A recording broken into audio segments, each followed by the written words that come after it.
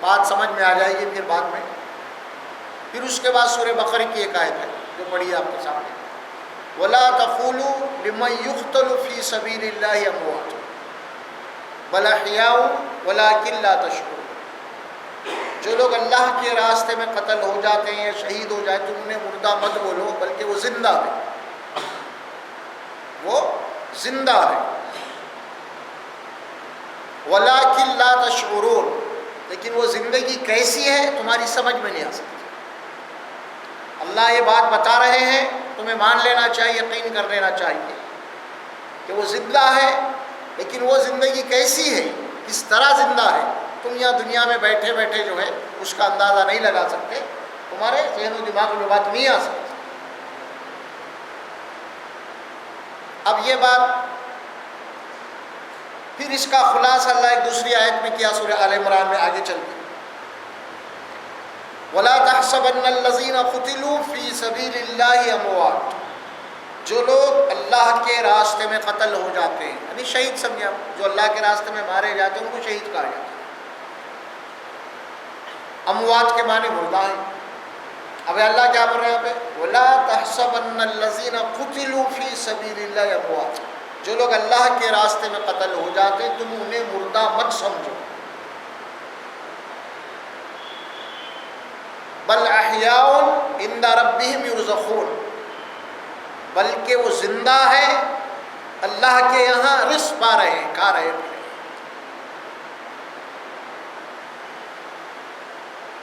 اگلی پھر بات، فرحین بما آتاہم اللہ من فضلہ، اللہ نے جو کچھ بھی ان کو اپنے فضل سے دیا ہے بڑے خوش ہے اس کے اندر۔ کون؟ یہ شہداء خوش ہے۔ وَيَسْتَبْشِرُونَ بِالَّذِينَ لَمْ يَلْحَقُوا بِهِم مِّنْ خَلْفِهِمْ، اور ان لوگوں کی خوشیاں منا رہے ہیں، ان لوگوں کے بھی خوشیوں کی تیاری میں لگے ہوئے ہیں جو ابھی ان کے ساتھ شہید نہیں ہوئے، پھر پیچھے رہ گئے۔ قرآن کے جو الفاظ ہیں، یستبشرون بالذین لم یلحقوا بہم من خلفہم، ان لوگوں کے بھی لیے خوشیاں منا رہے ہیں جو ابھی ان کے ساتھ شہید نہیں ہوئے، رہ گئے، زندہ رہ گئے دنیا میں، ابھی وہ ان لوگوں کا انتظار کر رہے ہیں، ان کا استقبال کے لیے خوشیاں منا رہے ہیں، ویلکم۔ کوئی مہمان آنے والا ہے تو کیسا وہ کرتے ہیں گھر میں، اسی طرح جو ابھی نہیں شہید ہوئے پیچھے رہ گئے تو ان لوگوں کے لیے خوشیوں کی تیاری کر رہے ہیں، خوش ہیں۔ اللہ خوف علیہم ولا هم یحزنون، اللہ خوف علیہم ولا هم یحزنون، اللہ کیا فرماتے ہیں، اب ان شہداء کے اوپر نہ کسی قسم کا خوف ہے اور نہ کوئی غم ہے، نہ کوئی رنج ہے۔ یہ بات واضح ہوگی؟ یہ تو صرف سادہ سا ترجمہ تھا جو آپ کے سامنے رکھا میں قرآن کا۔ آیت کہاں ختم ہوئی یہاں پہ، اللہ خوف علیہم ولا هم یحزنون، جو شہداء ہیں جو اللہ کے راستے میں قتل ہوتے ہیں ان کے اوپر کسی قسم کا خوف، کوئی ڈر، کوئی غم، کوئی رنج نہیں ہے، بلکہ اپنے یہاں اللہ کے پاس بڑے خوش ہیں جو کچھ بھی اللہ نے ان کو اپنے فضل سے دیا ہے۔ اب یہ دو الفاظ یہاں پہ آئے، کیا ہے، خوف اور غم، یہ دونوں سے وہ لوگ بالکل یا طور پہ نجات پا گئے، کوئی خوف کوئی غم نہیں ہو، خوش ہیں، بلکہ ان کے پیچھے آنے والوں کا انتظار بھی کر رہے ہیں اور ان کے استقبال کی تیاریاں بھی کر رہے ہیں اور بڑے خوشیاں منا رہے ہیں۔ اب اس میں دیکھیے، اب آپ کی ایک آیت ہمارے کو یہاں مل گئی، اس میں کوئی خوف کوئی غم نہیں ہے نا، تو اب شہداء کے اوپر غم منانا تو بالکل غلط بات ہوگی۔ اللہ بول رہے غم زدہ نہیں، خوش ہے، اگر ہم غم کریں گے تو غلط بات ہو جائے گی،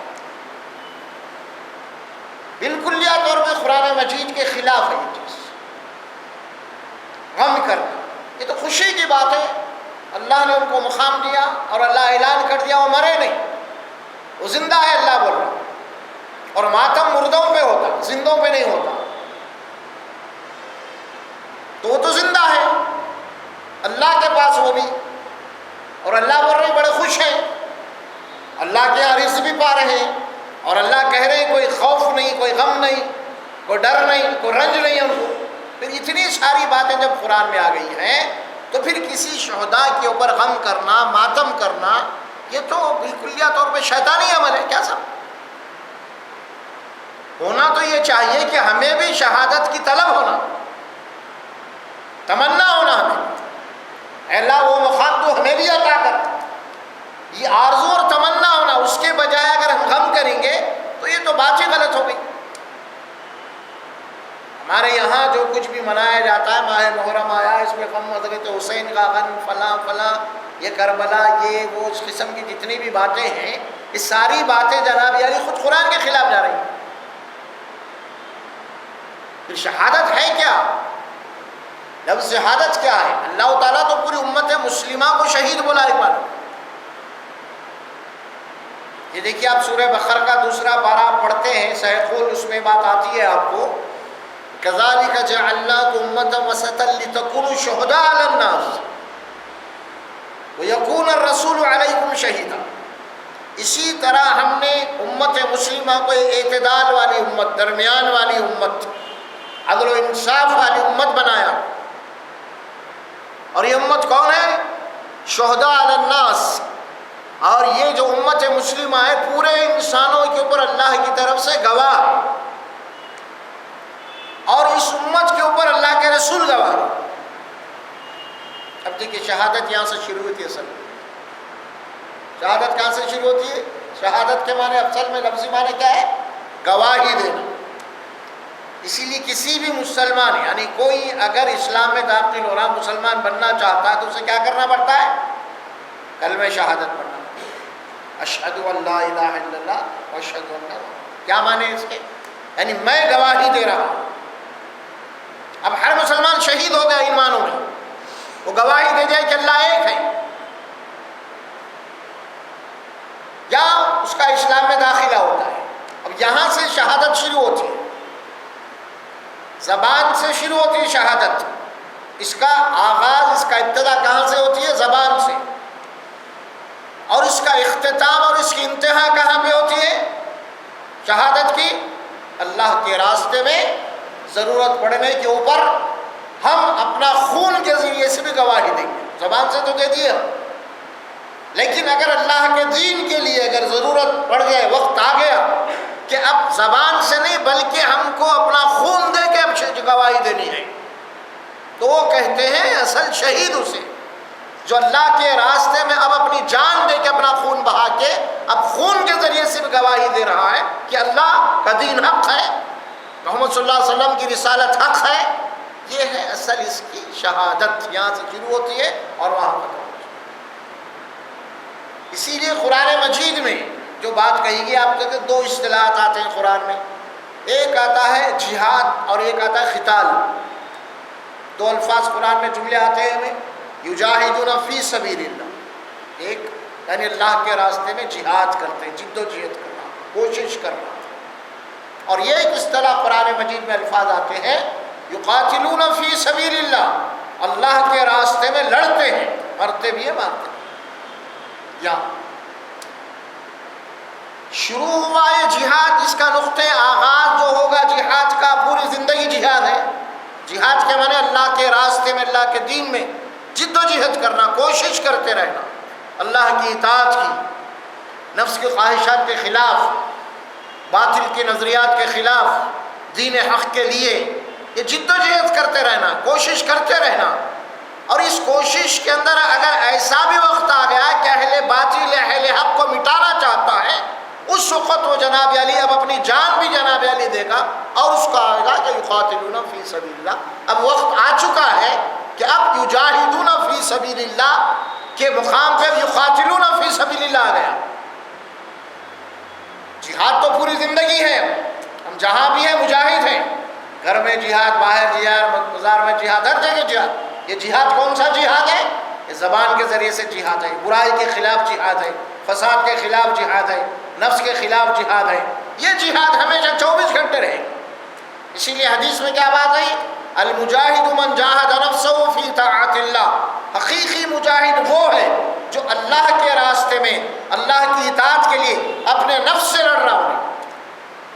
نفس سے مقابلہ ہے. نفس ایک بول رہا اللہ کا حکم ایک ہے، نفس کی پسند ایک ہے، اللہ کی پسند ایک ہے. ہاں اب اس میں کیا ہوگا؟ دونوں میں ٹکراؤ ہوگا، کشمکش ہوں گی. یا نفس کی بات مانتا ہے یا اللہ کی بات مانتا. اگر انہیں اللہ کی بات مان کے نفس کے خواہشات کو دبا رہا تو نفس کے خلاف لڑ رہا ہے نا. اسی طرح کوئی برے معاشرے میں ہے جہاں پہ برائیاں ہیں اور وہ سارے برے معاشرے میں رہتے ہوئے اپنے آپ کو پاک رکھا ان سے اور معاشرے کے خلاف جناب یہ نفس جہاد کیا، وہ مجاہد ہے. یہ جو ہے یجاہدون فی سبیل اللہ، ہر لمحہ ہر آن مومن جو ہے اللہ کے راستے میں جہاد میں لگا ہوا ہے. لیکن اس کا جو نقطہ عروج ہے وہ ہے یقاتلون فی سبیل اللہ، اللہ کے راستے میں قتل کرنا. اگر باطل دین کو مٹانے کے لیے، امت مسلمہ کو مٹانے کے لیے یا حق کو دبانے کے لیے اگر وہ آئے گا، اس انداز میں آئے گا کہ مد مقابل اگر آئے گا تو اب اہل حق کے لیے ضروری ہو جاتا ہے کہ وہ بھی جناب علی اب ہتھیار اٹھا سکتے ہیں. جب اہل باطل ہم کو مٹانے کے لیے، حق کو مٹانے کے لیے، حق کو ختم کرنے کے لیے آیا ہے، اہل حق کو قتل کرنے آیا ہے، تو اب اہل حق کیا کریں گے؟ اب جہاد کا جو وقت عروج ہے یقاتلون فی سبیل اللہ ہے. اب وہ یقیناً اہل باطل لڑنے آیا ہے، اب یہ بھی لڑیں گے، ان سے تلوار اٹھائیں گے، طاقت کا استعمال کریں گے. اور یہی بات ہے جس کو اللہ سبحانہ و تعالیٰ سورہ حج میں فرمایا اذن للذین یقاتلون بانہم ظلموا وان اللہ علی نصرہم لقدیر. ایمان کو ایمان والوں اب اس بات کی اجازت دی جاتی ہے کہ اب وہ اہل باطل کے خلاف ہتھیار اٹھا سکتے ہیں، چونکہ ان کو ناحق طور پہ ان کو گھروں سے نکالا گیا ہے اور ان کے اوپر ظلم اور زیادتی کی گئی ہے. اب اپنے دفاع کے لیے برابر یہ اپنی جان بچانے کے لیے بھی لڑتے ہیں اور اس میں بھی مرتے بھی ہیں، مارتے بھی ہیں، اور جو مر گئے وہ شہید ہو گئے. یہ ہے فلسفہ اس کا، شہادت کا. اب شہادت مطلوب اور مقصود ہے مومن کی. شہادت پہ رونا دھونا، غم کرنا، ماتم کرنا نہیں، تو مردہ قوموں کی علامتیں ہیں. یہ تو یہاں تو زندہ قوم ہے. ہمارے پاس موت کا تصور کہاں بلا گیا ہے؟ مر گیا نہیں، مرا نہیں، انتقال کر گیا ہو. موت کا تصور ہے کہاں؟ ایک لمحے کے لیے، ایک سیکنڈ کے لیے، ایک منٹ کے لیے موت آتی ہے، اور وہ موت ہے دراصل اس عالم سے اس عالم میں منتقل ہو جانا. گویا کہ زندگی ہے ہمارے پاس، ایمان ہے نا، موت کے بعد ایک زندگی. تو ظاہر ہے کہ جو اللہ کے راستے میں ظاہر ہے کہ شہید ہوئے تو ان کا اعلیٰ مقام ہے سب سے بڑا جس کا اللہ ذکر کیا ہے. تو کیا وہ مردہ تھوڑا ہی ہے؟ مرنے کے بعد اللہ زندہ ہے، اور اس کو کلیئر کٹ قرآن میں بتا دیا گیا ہے باضابطہ عند ربہم یرزقون، اپنے رب کے یہاں احیاء زندہ ہے اور رب کے یہاں روزی کھا رہے ہیں اور بڑے خوش اور خرم ہیں، وہ مزے میں ہیں. یہ بات قرآن میں واضح طور پہ بتا دی گئی ہے. ایسا نہیں کہ اس میں کوئی مبہم الفاظ ہیں، بالکل ہر آدمی اس کو سمجھ سکتا ہے خاص طور پہ. اور پھر یہ بات بھی بتا دی گئی خاص طور پہ، اللہ یہ بتا دیا وہ زندے ہیں. اگر تم اس کو جاننے کی کوشش کریں گے، اللہ فرماتے ہیں کہ یہ تمہارے سمجھ میں نہیں آ سکتی وہ زندگی یہاں پہ، کیونکہ تمہاری نظروں کے سامنے تو یہ میت ہے دیکھنے میں. لیکن حقیقت یہ ہے کہ وہ اس عالم سے دوسرے عالم میں ہم منتقل کیا. اسی لیے قرآن نے کہا وَلَٰكِن لَا تَشْعُرُونَ، تمہارے شعور، تمہارے ادراک میں وہ زندگی نہیں آ سکتی. تم خود جب اس دنیا سے جاؤ گے تو اپنی آنکھوں سے دیکھ لو گے وہ زندگی، لیکن یہاں بیٹھے بیٹھے تو اللہ بول رہے ہیں وہ زندہ ہے، کھا رہے ہیں. اگر تم اس کا نقشہ کھینچنا چاہو گے کیا کھا رہے ہیں کیا نہیں کھا رہے ہیں، ہمارے ویسا بکرا بریانی فلاں، اس کا تصور نہیں کر سکتے. یہ ہے قرآن نے جو بات بتائی ہے شہداء کی خاص طور پہ. اسی لیے صحابہ کرام کے یہاں اللہ کے راستے میں شہید ہونے کی تمنا ہوا کرتی تھی. اور سب سے بڑی بات کیا ہے اس سلسلے میں، رسول اکرم صلی اللہ علیہ وسلم خود اپنی زبان مبارک سے بات کہتے ہیں کہ میری خواہش ہے کہ میں اللہ کے راستے میں مارا جاؤں، پھر زندہ کیا جاؤں، پھر مارا جاؤں، پھر زندہ کیا جاؤں، پھر مارا جاؤں، پھر زندہ. میری خواہش ہے، شہید کی تمنا ہے. تو یہ جو معاملہ ہے شہادت کا، اس میں جو بات بتا دی گئی ہے آپ کے سامنے. اب یہ کیا بات ہوئی؟ ایک بات آپ کو بتا دیا میں، اللہ خوف علیہم ولا هم یحزنون، ان کے اوپر کسی قسم کا خوف ڈر نہیں ہے، نہ کوئی غم اور رنج نہیں ہے ان کو۔ جب ان کو کوئی خوف اور رنج نہیں ہے تو پھر ہم رنج کرنا، ماتم کرنا، آہو بکا کرنا سمجھ میں آنا، یا حضرت امام حسین جس مہینے میں شہید ہوئے ہیں اس کو غم کا مہینہ قرار دینا، کیا کھانا نہیں پینا نہیں، خوشی کے کام نہیں کرنا، شادی بیاہ نہیں کرنا، بہت سارے ایسے کام ہیں جو غم کے دائرے میں لا کے کہہ دیے ہیں، بہت بڑا غم نہیں۔ یہ تو موضوع کا حضرت امام حسین رضی اللہ تعالیٰ عنہ سے اس قسم کے جو ہے اعتقادات رکھنا یا شہداء سے متعلق اس قسم کے خیالات رکھنا اسلام کی بنیادی تعلیمات کے خلاف ہے، اور یہ مردہ قوموں کی تخلید ہے، یہ مردہ قوموں کی جن کے یہاں زندگی کا تصور نہیں، وہ واویلا کرتے ہیں، وہ روتے ہیں، یہ مر گیا، کھپ گیا، ختم ہو گیا، زندگی ختم ہو گئی۔ اللہ بول دیا نہیں، زندہ ہے، زندہ ہے، اللہ بول رہا۔ پھر کیسا؟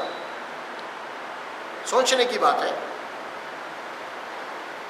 یہی بات ہے جو آپ اصل شہادت سے متعلق جو بات کہی جا رہی ہے۔ اب اس سلسلے میں آپ ذرا اور کر کے دیکھیے، اب آپ شہداء ہیں، ایک بات تو قرآن میں کلیئر آ گئی ہمارے سامنے۔ اب دوسری بات کیا رہی ہے ہمارے سامنے قرآن کے بعد؟ رسول اکرم صلی اللہ علیہ وسلم کا دور مبارک کا۔ رسول اکرم صلی اللہ علیہ وسلم کے دور مبارک میں صحابہ کرام شہید ہوئے بہت سارے، ہے نا؟ یہ تو خود قرآن کا آپ کے سامنے آ گئی بات۔ اب دوسرا کیا ہے دین کا ماخذ؟ سنت رسول اللہ صلی اللہ علیہ وسلم۔ اب اللہ کے نبی صلی اللہ علیہ وسلم کے دور میں جو جنگیں ہوئی، مثال کے طور پہ جنگ احد ہوئی۔ اب جنگ احد کے اندر آپ دیکھیں گے کہ رسول اللہ صلی اللہ علیہ وسلم بھی زخمی ہوئے، اس میں لہو لہان بھی ہو گئے اس میں، اور اسی جنگ میں 70 صحابہ اکرام شہید ہو۔ کتنے؟ 70، جس میں آپ صلی اللہ علیہ وسلم کے چچا حضرت حمزہ بھی ہیں، جن کو آپ نے سید الشہداء کا لقب دیا تھا، سرداروں کے شہیدوں کے سردار ہیں۔ 70 صحابہ اکرام شہید ہو گئے جنگ احد میں۔ کوئی اس میں اللہ کے نبی سے کبھی کوئی حکم نہیں دیا کہ بھئی 70 صحابہ اکرام شہید ہوئے ہیں، اور جس مہینے میں یہ جنگ چھڑی گئی ہے صحابہ اکرام اس مہینے کو غم کا مہینہ قرار دو یا ان کے لیے غم کرو، کوئی ایسی بات ہمیں کہیں بھی نہیں ملے گی، بلکہ آپ بشارتیں دیے، اور اسی جنگ احد میں مر گئے فلاں فلاں اس قسم کے کچھ لوگ غم کر رہے تو یہ آیات نازل ہوئی اس وقت، تم غم کیوں کر رہے ہو؟ وہ تو خوش ہے اپنے رب کے پاس۔ یہ آیات اسی دور میں نازل ہوئی جنگ احد کے بعد ہی۔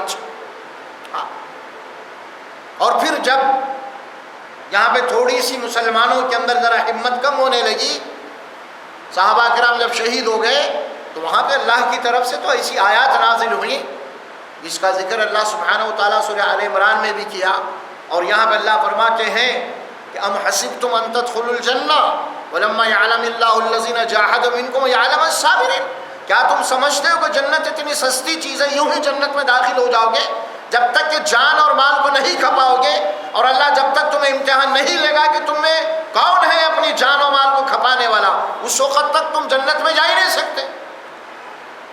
یہ آیت نازل اسی محاذ کے اوپر نازل ہو گئی، اور اسی لیے میں آپ کو وہ آیت سورہ توبہ کی پڑھا جس میں اللہ فرماتا ہے کہ اللہ نے اہل ایمان کا جان اور مال جنت کے بدلے میں خرید لیا ہے۔ اگر جنت مال ہو اور جنت سے زیادہ اگر تم کو اپنی جان اور مال پیاری ہے تو پھر جنت کو تم کیسے لے سکتے ہو؟ جو چیز تمہارے یہاں پیاری ہے، جو چیز تمہارے یہاں محبوب ہے، ہم تو اسی کا امتحان لیتے ہیں۔ اصل یہ 70 صحابہ اکرام شہید ہوئے، مکے کے اندر صحابہ شہید ہوئے، سب سے پہلی خاتون حضرت سمیہ رضی اللہ تعالیٰ عنہ شہید ہو گئی، ابو جہل کو مار کے شہید کر دیا۔ وہ مصائب اور مشکلات جب آئے تو اللہ کے نبی صلی اللہ علیہ وسلم نے کہا اصبروا علی یاسر فإن موعدکم الجنہ، اے یاسر کے گھر والوں تم صبر کرو، برداشت کرو، اللہ نے تمہارے لیے جنت کا وعدہ کیا ہے۔ دیکھیے شہید ہو، غم مت کرو، اللہ جنت کا وعدہ کیا تمہارے لیے۔ اب آپ دیکھ لیے سورہ یاسین ہم پڑھتے ہیں، سورہ یاسین میں بھی 3 پیغمبروں کو اللہ تعالیٰ بھیجا ایک ساتھ مسلسل، ایک کے بعد ایک۔ قوم جب جھٹلائی تو ان میں کا ایک شخص جو ہے نا ایمان لایا، ایمان لا لیا، اور لوگ ہیں کہ دوسرے لوگ انبیاء کو قتل کر رہے ہیں۔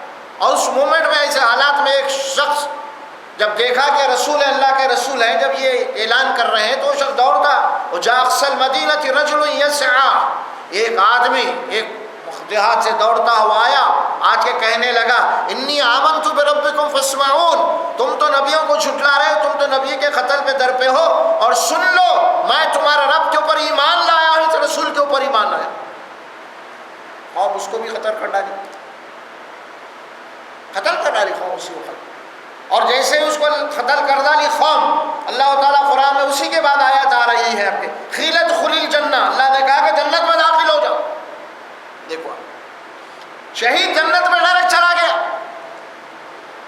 اور جا کے پھر اس کے دل کے جو ارمان ہیں، کیا ارمان تھے وہ شہید کے، اللہ تعالیٰ اس کے دل کے ارمان کا بھی جناب علی ڈکلیئر کر دیا قرآن میں، قال یا لیت قومی یعلمون بما غفر لی ربی وجعلنی من المکرمین، کاش کہ میری قوم کو یہ معلوم ہو جاتا اس حقیقت کہ اللہ تبارک و تعالیٰ نے میرے سارے گناہوں کو بخش دیا ہے، اور مجھے بڑا مکرم اور معزز بنا کے جنت میں داخل کے، جنت کی نعمتوں میں میری قوم کو معلوم ہو جاتا کاش کہ۔ دیکھو یہ شہید ہے، اتنا خوش ہے جنت میں جانے کے بعد، اپنے ارمان، اللہ اس کے دل کے ارمان کو بتایا قرآن میں۔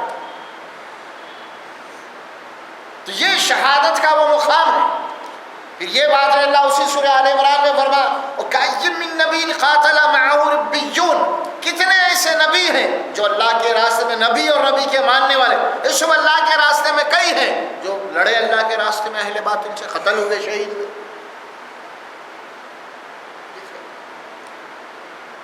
تو یہ جو ہے قتل، شہادت اللہ کے راستے میں ہو جانا۔ ایک موت وہ ہے جو آدمی کے دنیا کے مفاد کے لیے ہو جاتی ہے،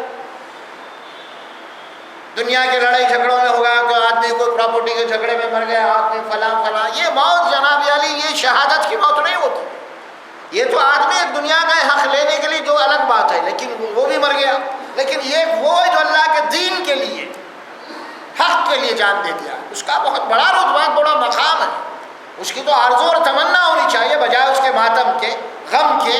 تو اس اعتبار سے یہ جو معاملات جتنے بھی ہیں، یہ ساری کی ساری یعنی اسلام کے خلاف ایک سازش ہے، حقائق کے خلاف ہے۔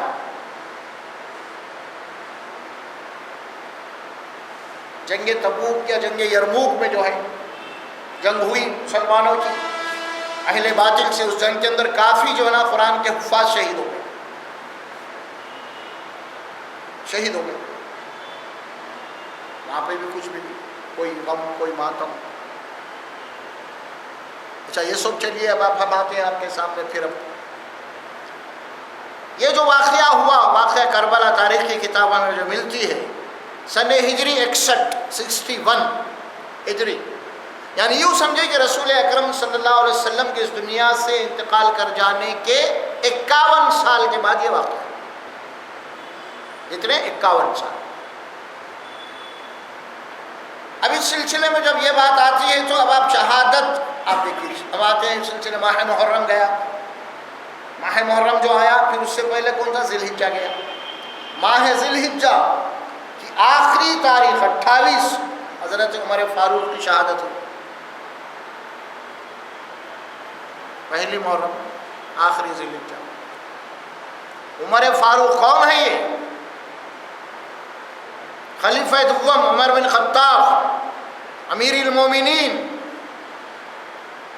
جن کے متعلق خود اللہ کے نبی کا ارشاد ہے اگر میرے بعد نبوت اگر جاری ہوتی تو عمر نبی ہوتے۔ وہ تھے جن کو اللہ تبارک و تعالیٰ نے جن کے ذریعے سے اسلام کو جناب سر بلند کیا ہے نا، ان کی شہادت ہوئی۔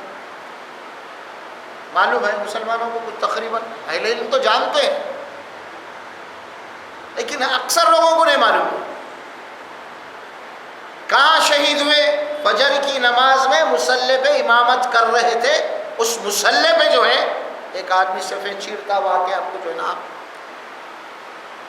خنجر سے وار کیا، کئی بار، کئی کھوپ دیا پیٹ میں، اور وہ خنجر زہر آلود تھا، زہر میں ڈبو کے رکھا تھا، اور وہیں آپ غشی کھا کے بے ہوش ہو گئے۔ اس کے بعد 2 دن کے بعد آپ وہاں، اس کے بعد آپ شہید ہو گئے۔ ممبر اللہ کے دربار میں کھڑے ہوئے، خلیفۃ المسلمین، وہاں پر مار دیا گیا۔ اور مارنے والا کون تھا؟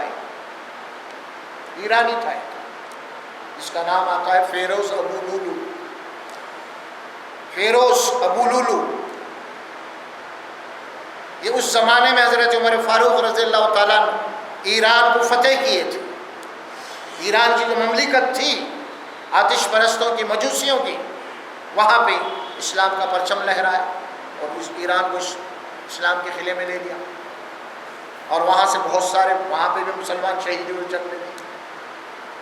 اور اس کے بعد جو ایرانی تھے وہ لوگ انتقام لینا چاہتے تھے، حضرت وہ لوگ ایران میں تو اس زمانے میں بڑی سپر پاور طاقت تھی اس دور میں، بھلے ہماری پوری طاقت کو تہس سے نہس کر دیا اس نے۔ اس کے اندر جناب علی کچھ لوگ ملے، سازش اندر طور پہ کرے اور ایک شخص کو تیار کرے کہ بہرحال حضرت عمر کا کام کرنا ہے، اس کو تیار کر کے بہرحال موقع کی تلاش میں تھے، طاق میں تھے، اور وہ ایرانی تھا جو ہے حضرت عمر کے اوپر حملہ آور ہوا اور وہ ختم، آپ کو شہید کر دیا، جس کا نام فیروز ابو لولو۔ نہیں معلوم ہے ہمیں، اور یاد رکھیے یہ کوئی معمولی بات نہیں، عمر بن خطاب کی شہادت کسی مملکت کا اس وقت کا جو صدر ہوتا ہے، پریسیڈنٹ جو ہوتا ہے، وزیر اعظم، اس کو قتل کرنا کوئی معمولی بات نہیں ہوتی، پوری حکومت ہل جاتی ہے۔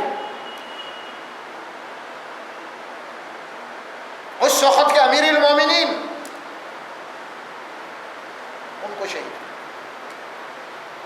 اس کے بعد سے فتنے پھیلے، یہیں سے شروع ہو رہا ہے وہ فتنے جو چلے، واقعہ کربلا تک آئے۔ ایرانی النسل شروع سے یہ جو ہے نا ایران اور عرب کی دشمنی رہی، اور آج تک وہ یاد ہے، اور آج تک یہ حال ہے کہ اس زمانے میں جو کچھ آج بھی ہوگا، آج بھی اہل تشیع کے یہاں عمر نام کا کوئی آدمی نہیں ہوتا، عمر نام نہیں، ابو بکر نام نہیں، یہاں تو یہ لوگوں کو تو تبرہ کرتے ان کے اوپر، تو چنانچہ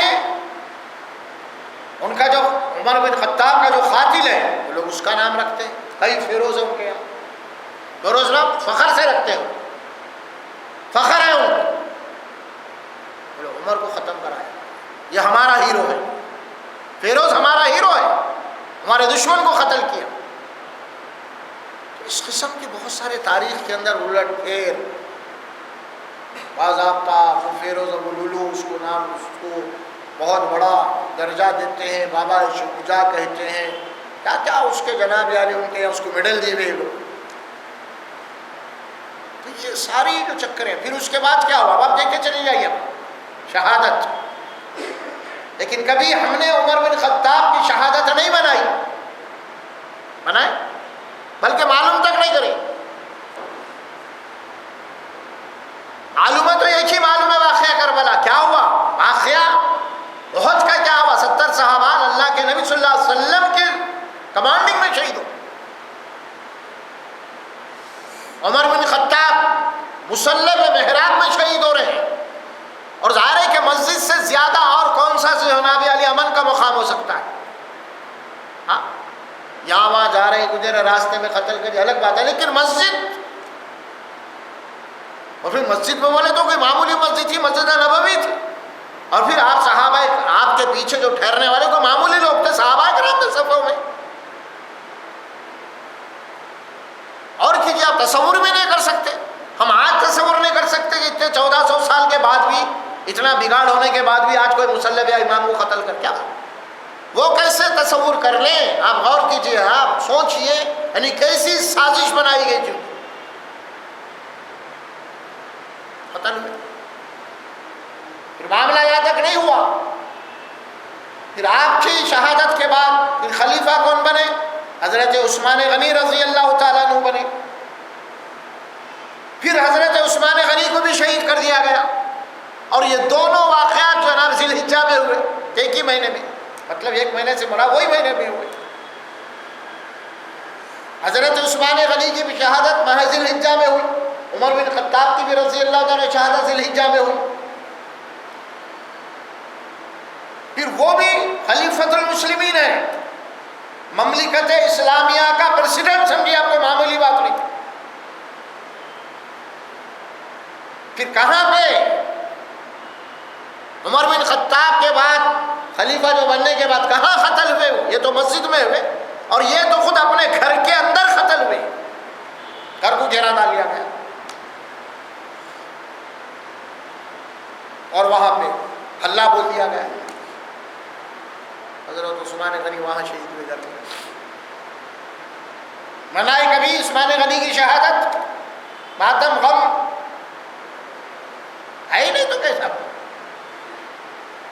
ہے ہی نہیں، نہ کوئی حدیث میں، نہ کوئی دور صحابہ میں، نہ کوئی اماموں کے پاس، امام ابو حنیفہ، امام مالک، امام حنبل، امام شافعی، بھئی ہمارے ہیرو ہے نا، یہ کون ہے ائمہ دین کے؟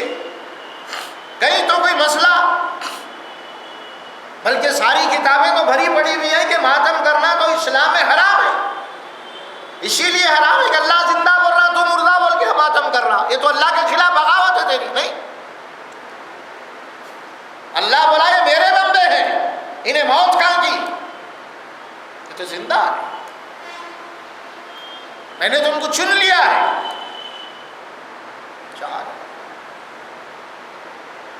پھر اب آپ دیکھیے حضرت علی، حضرت حسین کے والد محترم، یہ بھی امیر المومنین، مملکت اسلامیہ کے سردار، خلیفۃ المسلمین، کوفہ میں اپنے گھر سے مسجد کو جا رہے ہیں صبح میں فجر میں، راستے میں ان کو بھی شہید کر دیا۔ شہید کرنے والا شخص ابن ملجم آتا تاریخ میں، رمضان میں شہادت ہوئی۔ آپ دیکھ رہے ہیں سلسلہ کیا ہے، 3 مملکت اسلامیہ کے پریسیڈنٹ کہہ لیجیے آپ اپنی زبان میں، 3 ایک کے بعد دیگر، معمولی بات نہیں ہے۔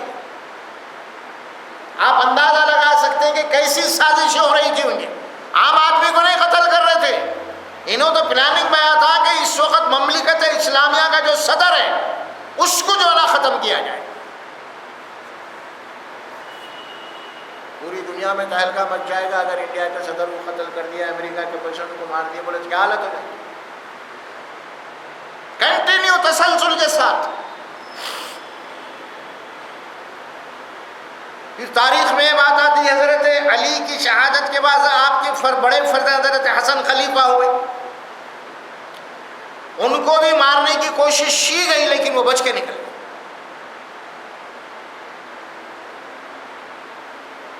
ابھی سلسلہ چلتا رہا۔ اب بات ہوا کیا اس کے بعد؟ اب ہوا یہ کہ اب تو ختم کر دیے، اب اسلام کے جو چنندہ شخصیتیں ہیں، امت مسلمہ کی نگاہوں میں جن کا احترام ہے، آگے چل کے امت مسلمہ کے اندر یہ پھر سے جان ڈال سکتے ہیں، ایسے لوگوں کو چن چن کے مارا گیا، جس میں سے حضرت حسین بھی ہے۔ وہاں تک کیونکہ اگر یہ باخر ہے تو پھر ایک انقلاب آ سکتا ہے، کیونکہ امت مسلمہ کے چہیتے نہیں، اگر یہ ٹھہر جائیں گے تو پھر انقلاب آئے گا، لہذا چن چن کے مارو۔ دشمنان اسلام کے کارستیاں ایسا، اور اس وقت یہ پوری جو کام کریں گے، پوری لابی جو ہے نا اس وقت وہ آرین قوم کی تھی، مجوسی، جس کو ایران آج کہتے ہیں، پوری اس کے پیچھے تاریخ میں ایک ایک چن کے مارا گیا۔ پھر ادھر شام کے اندر خلیفۃ المسلم اس دور میں جو 20 سال تک خلیفہ رہے، امام معاویہ رضی اللہ تعالیٰ، عین فجر کے وقت ان کے اوپر بھی حملہ ہوا، مسجد کو جا رہے، وہ بچ گئے۔ سو باتیں یہ واقعہ تک پہنچا۔ اب یہ واقعہ 10 محرم، اب آپ بتائیے کس کس کے اوپر ماتم کیا گیا؟ کون سے وہ صحابہ کرام بڑے بڑے اس کے اندر جلیل القدر صحابہ کرام، امت مسلمہ نے جن کو چنا تھا اپنے حاکم کے طور پہ سلیکٹ کیا تھا، وہ بڑے بڑے کون مانے سازشوں کا شکار۔ ابھی بتا آپ کو چلتے چلتے چلتے وہ تھی حضرت عمر سے جو شروع ہوئی سازش، حضرت حسین رضی اللہ عنہ کے پر یہ ختم ہو گئی، ختم، اب کوئی چراغ باقی نہیں۔ اور اس کے پیچھے پوری لابی وہی ہے۔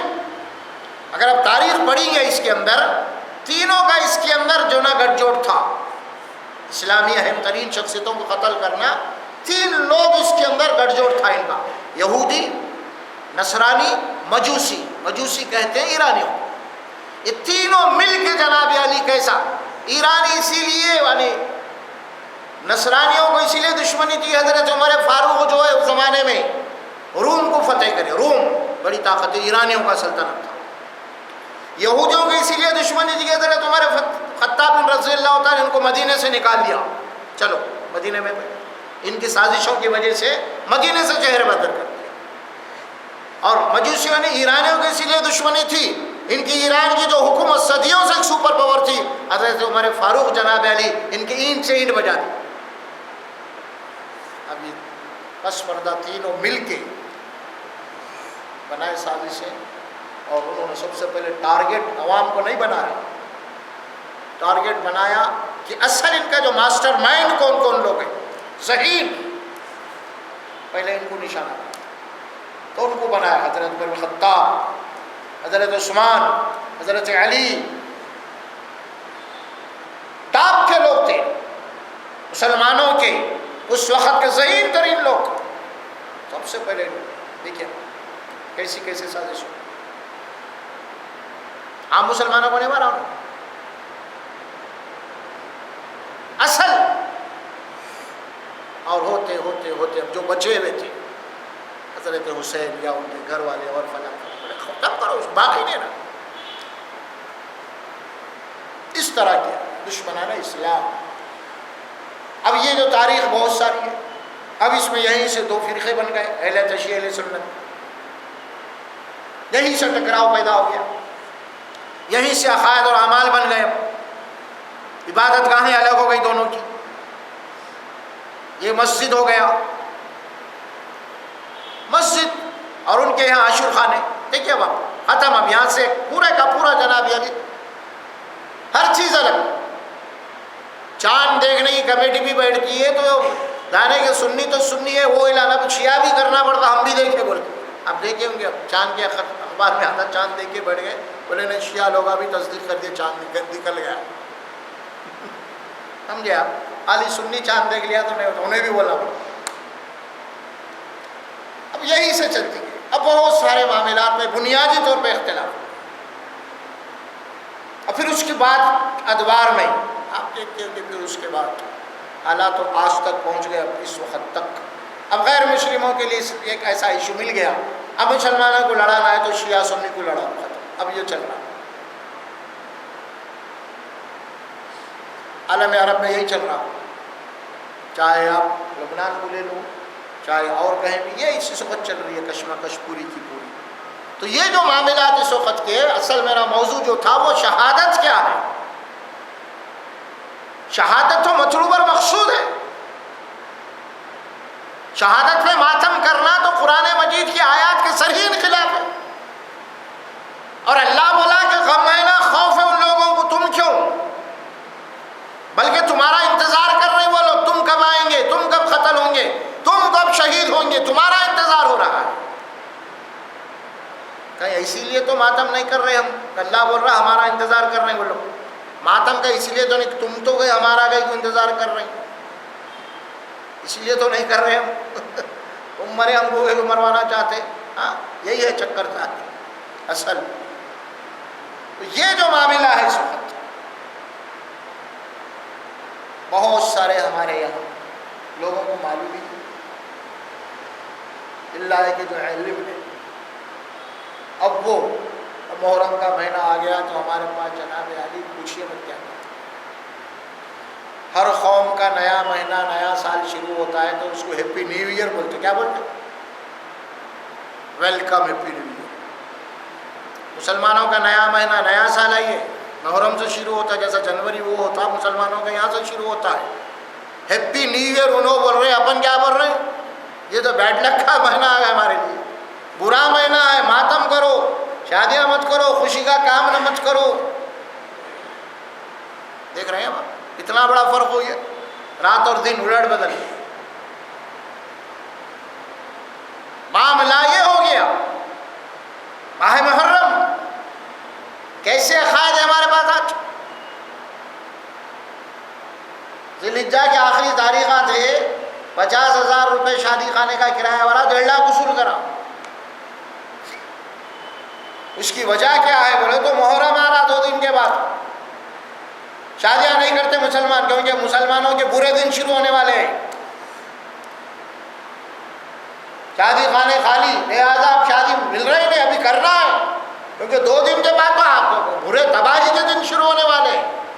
لہٰذا آپ انہوں کا فائدہ اٹھا کے 50,000 کا 1.5 لاکھ کرایہ وصول کر لیا، کیونکہ ان کو بھی معلوم ہے 1.5-2 مہینے تو یہ مسلمانوں کے برے دن رہتے، شادی خانے خالی، ابھی تو وصول کر لے ان سے. لہٰذا شادی خانے ویران پڑے. کیوں؟ برے دن آ گئے مسلمان. اب یہ 2 مہینے وہی کر لیے، محرم سفر منحوس مہینے قرار دے دیے. یہاں تک معاملہ ایسا بھی نہیں، اگر خدا نہ خواستہ اگر ذی الحجہ میں شادی ہوئی ہے، ابھی نئی نئی دلہن ہے، تو یہاں تک آج بھی رسم و رواج باقی ہے کہ ابھی بھی محرم کا چاند دیکھتے جناب علی ماں باپ جا کے بچی کو بلا کے لا لیتے. محرم کا مہینہ ہے، اب تم دونوں ایک دوسرے کی صورت نہیں دیکھنا اب 40 دن تک. ادھر تو بیوی کی صورت نہیں دیکھ سکتا نئی دلہن کی انہیں، کیونکہ خوشی ہے نا، خوشی کا کام نہیں کرنا. ماہ محرم میں کوئی بچہ پیدا ہو گیا تو آپ بھی سنیں گے ہمارے پاس اگر زیادہ روزہ کیا رے محرم کی پیدائش ہے، کیا بولتے تھے. یہاں تک مثالیں ہیں. گھر میں اگر کوئی مہمان وغیرہ آ گئی، کوئی قریبی رشتے دار ہے، اگر بچہ زیادہ روزہ کیا ماہ محرم میں پیدا ہوا کیا نہیں، بہت رو رہا ہی نہیں بولتے. جہاں تک جناب علی حالات خراب ہو گئے ہمارے پاس، اب دین جو ختم ہو گیا، اب دین ہمارے پاس کیا ہو گیا؟ عورتوں کے پاس، گھروں کے پاس، گاؤں میں کچھ بھی نہیں رہے گا. ہائے حسین، ہائے حسین، ہائے حسین، علمہ بیٹا وہ کرو، یہ کرو، وہ کرو، فلاں کرو، نئے کپڑے مت پہنو، کاڑے کپڑے پہنو، بچوں کو فقیر بناؤ، فلاں بناؤ، امام صاحب کا امام قاسم کا فقیر ہے، یہ ہے وہ بلا پتھر کیا کیا اعتقادات ہیں. اور کیجیے پورے اصل دین کو بدل دیا گیا. اصل جو معاملہ ہے، میں بھی شہادت کا بتا، شہادت تو مطلوب اور مقصود ہے. علامہ اقبال ایک 2 جملوں میں بڑی اچھی بات کہی ہے اس میں، نہ غم حسین نہ ذوق شہادت، غافل سمجھ بیٹھا ہے ماتم کو عبادت. کیا بول رہے؟ نہ تو حقیقی معنوں میں حضرت حسین کا غم ہے ان کو، نہ تو شہادت کا شوق ہے. غافل سمجھ بیٹھا ہے ماتم کو عبادت. یہ ماتم کو عبادت سمجھ رہا، جبکہ ماتم کرنا تو اللہ کے نبی فرماتے ہیں کہ نوحہ کرنے والے، کرنے والا، دیکھنے والا، اللہ کی لعنت ہے ان کے اوپر. اسی لیے ہمارے پاس کیا ہے بھائی؟ ماں کا درجہ، اس سے بڑا کوئی درجہ ہے؟ اگر ماں کا انتقال ہوگا تو کتنے دن کم کرنا؟ سب کو معلوم ہے 3 دن. باپ سب سے بڑا درجہ، والد کا بھی انتقال ہو گیا 3 دن. یعنی ماں اور باپ بھی اگر مر گئے اتنے ہیں، اس کے باوجود اسلام 3 دن سے زیادہ آپ کو اجازت نہیں دیتا غم کی، صرف 3 دن شرعی طور پہ. اب یہ الگ بات ہے کہ بھئی غم رہتا اس کو نفسیانی طور پہ الگ بات ہے، لیکن باضابطہ فارملٹی کے طور پہ کچھ چیز منانے کے لیے اس کو صرف 3 دن کی اجازت ہے، اس کے علاوہ نہیں. اب یہاں پہ جناب علی کچھ کم 1400 سال میں ہم منا رہے ہیں. یہ کیا ہے اسلام؟ سمجھنا اس لیے شہادت اصل مطلوب اور مقصود ہے مومن کی، تو تمنا ہے. یہ لا کے اس کو جناب علی ادھر کا ادھر کر دیں گے. پورا جو ہے آج وہ شجاع تو شیعی ہے، سنیہ بھی تقریباً ہمارے پاس ہو جائے، وہی شربتہ پلا رہے ہیں. ارے ذرا عقل ہے تھوڑی تھوڑی مسلمانوں کو اس معاملے میں. ایک طرف یہ بول رہے ہیں کہ حضرت حسین پیاسے مارے گئے، انہوں ٹھنڈی ٹھنڈی میٹھی میٹھی شربتیں پی رہی. ارے کچھ کامن سینس بھی ہونا تھا. تم ایک طرف بول رہے ہیں حسین پیاسے مارے گئے، ارے تم انہوں پیاسے مارے گئے تو بھی پیاسا رہے نا، تم دبا کے پیتا میٹھا میٹھا. یہ ہے حضرت حسین سے محبت. تھوڑی دیر کے لیے وہ بھی غلط ہے سب بات، لیکن بتا رہا ہوں میں، جب تم بول رہے پیاسے مارے گئے، تم تو ٹھنڈی ٹھنڈی کولڈ ڈرنک پی رہے، شربتیں بنا رہے، یہ تو حسین سے نفرت کا اظہار ہے. ارے وہ مرنے والا مر گیا، اپن تو عیش کرو یارو، بولے ویسی بات ہے نہیں ہے. کیا ہے؟ اللہ بچائے محفوظ رکھے اس سلسلے میں. بہت ساری خرافتوں کا اپن شکار ہے، بہت ساری. کوئی ایسا مسئلہ نہیں ہے ماہ محرم وغیرہ وغیرہ، یہ سب جنابی شیعت کے عقائد ہیں، اسلام کے اندر خرافات ہیں. اس کا تعلق دین سے نہیں ہے، یہ پورے کے پورے خرافات ہیں، فسادات ہیں یہ، اور غیر شعوری طور پہ ہمارے پاس یہ آ چکی ہے. اس کو جتنا جلدی ہو سکے اپنے گھروں سے نکال دینا چاہیے.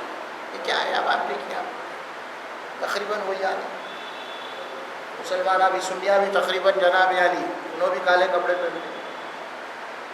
صحبت کا اثر، ان کے پاس اٹھنے بیٹھنے والے، یا انہوں پورے پہنے تو انہیں کیا کرے، خالی شرٹ کالا ڈال لے کے نکل گئے، آدھے ادھر آدھے ادھر، آدھا سنی آدھا عیسائی. اور مجلسوں میں جا رہے بات وہ بھی کر رہے، بات یہ بھی کر رہے، کیا کیا بنا. گھروں کے اندر بھی ہے، کھانے نہیں پکا رہے، باقاعدہ نہیں پکانا. اور جب کہ ایک حدیث میں آتا ہے کہ 10 محرم کو جو ہے عاشورے کے دن اپنے دسترخوان کو اسی کا رکھو، کھلاؤ، اللہ خیر و برکت دیں گا عمر بھر. یہ بھی حدیث ہے. تو بہرحال اس سلسلے میں بہت سارے، اب کیا کیا اب آپ دیکھ رہے ہیں، ایک چیز ہماری آ گئی. ابھی آپ دیکھیں آرین کا مسئلہ کہا جاتا ہے، ایران اور آرین یہ قوم ہے، وہاں تاریخ ان کی شروع ہوتی ہے. یہ لال دھاگے بننا کہاں سے آ گیا تمہارے پاس؟ ہر شیعہ کی کلائی میں دیکھیں گے لال دھاگا. وہ سنیوں کے بھی آگے، ہمارے بھائیوں کے لال دھاگے انہوں بھی بننا شروع کریں گلے میں. کہیں تو بھی ہے ان کو، کہیں تو بھی نہیں ملے گا، پر انہوں تو باضابطہ کلائی پہ باندھتے ہیں. مگر انہیں چھپتے چھپاتے اندر ڈال لیتا، بٹنا اتنا لگا کے، ذرا زیادہ ہی ہو گیا ذرا بولے تو انہیں بھی ڈال دیتا. اب وہ بات یہاں تک نہیں پہنچی، گلے سے اترا، کلائی پہ آیا، کلائی پہ سے اتر کے بائک کے ہینڈل پہ آ گیا. لال دھاگے، گاڑیوں کو لال دھاگے، نئی گاڑی خریدتے لال دھاگا بن دیا. بتا رہا ہوں میں، یہ سب ہے کیا؟ یہ وہی ہے آرین کلچر آ گئے. یہ سب پورے کا پورا جو ہے کچرا ہمارے پاس جو آ گیا ہے. دین اسلام ایک فطری دین ہے، اور دین کا اصل ہمارا جو ماخذ ہے وہ قرآن ہے پہلے، اس کے بعد رسول اکرم صلی اللہ علیہ وسلم کی حیات طیبہ، سنت ہے، یہاں دین ہے. اس کے بعد جو کچھ ہوا اس کا تعلق دین سے ہے ہی نہیں. اب یہ سب خرافات ہیں. دین کب تکمیل ہوا؟ کیا کربلا میں تکمیل ہوا دین؟ ارے دین تو عرفات میں تکمیل ہوا. آخری حج میں جو آیت نازل ہوئی، الیوم اکملت لکم دینکم اتممت علیکم نعمتی ورضیت لکم الاسلام دینا.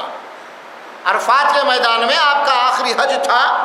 اس کے بعد آپ صلی اللہ علیہ وسلم کی ربیع الاول میں آپ کا انتقال ہوا. آخری حج تھا، وہاں ہوا کہ آج کے دن ہم تمہارے دین کو مکمل کر دیے، اور ہماری جو نعمت ہے قرآن ہم نے اس کو پورا کر دیا، اور ہم نے تمہارے لیے دین اسلام کو پسند کر دیا. دین تو مکمل ہوا کیا نہیں ہے. بعد میں کیا ہوا کیا نہیں وہ تاریخ جانے، انہوں جانے. لیکن ہمارا ایمان جو ہے تاریخ پہ نہیں، ہمارا ایمان قرآن پہ، اللہ کے نبی پہ ہے. کیا دین ہے اصل میں، یہاں دیکھنا ہے اصل میں، بعد میں نہیں. ہمارے پاس بھی بہت سارے خرافات آج چلے ہیں، ہم انہیں کیا کر رہا ہے، انہیں اتنے بڑے ہیں، اتنے بڑے ہیں، وہ جماعت یہ جماعت نہیں. دین جماعتوں میں نہیں ہے، دین تنظیموں میں نہیں ہے، تحریکوں میں نہیں ہے. دین ہے رسول اللہ صلی اللہ علیہ وسلم کی حیات مبارکہ میں، دین ہے قرآن مجید میں. یہ ہے اصل دین. اور یہ دونوں چیزوں کو ہم نے چھوڑ دیا، دوسری باتوں میں لگے ہوئے. انہیں کیا بلا، انہیں کیا بلا، انہیں بولے وہ کتاب یہ کتاب نہیں. کوئی کتاب نہیں، اصل قرآن ہے.